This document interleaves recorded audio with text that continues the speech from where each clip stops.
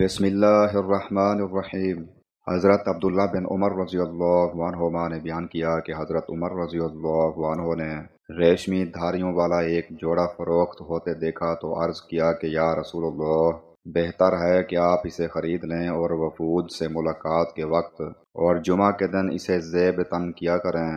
حضرت صلی اللہ علیہ وسلم نے فرمایا کہ اسے وہ پہنتا ہے جس کا آخرت میں کوئی حصہ نہیں ہوتا۔ اس کے بعد حضور اکرم صلی اللہ علیہ وسلم نے خود حضرت عمر رضی اللہ عنہ کے پاس ریشم کی دھاریوں والا ایک جوڑا حلہ بھیجا ہدیے کے طور پر۔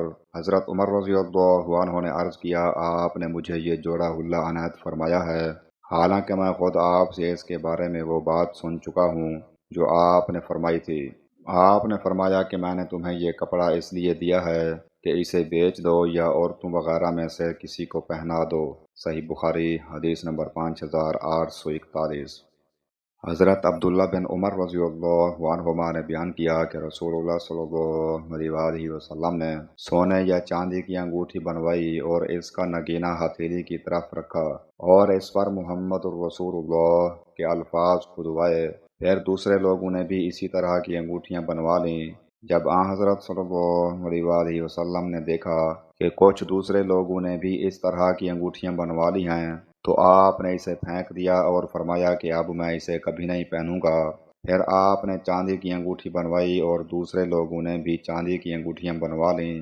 حضرت ابن عمر رضی اللہ عنہما نے بیان کیا کہ حضرت صلی اللہ علیہ وسلم کے بعد اس انگوٹھی کو ابو بکر رضی اللہ عنہ نے پہنا، پھر حضرت عمر رضی اللہ عنہ اور پھر حضرت عثمان نے پہنا۔ آخر حضرت عثمان رضی اللہ عنہ کے عہد خلافت میں وہ انگوٹھی عریس کے کنویں میں گر گئی۔ صحیح بخاری حدیث نمبر 5866۔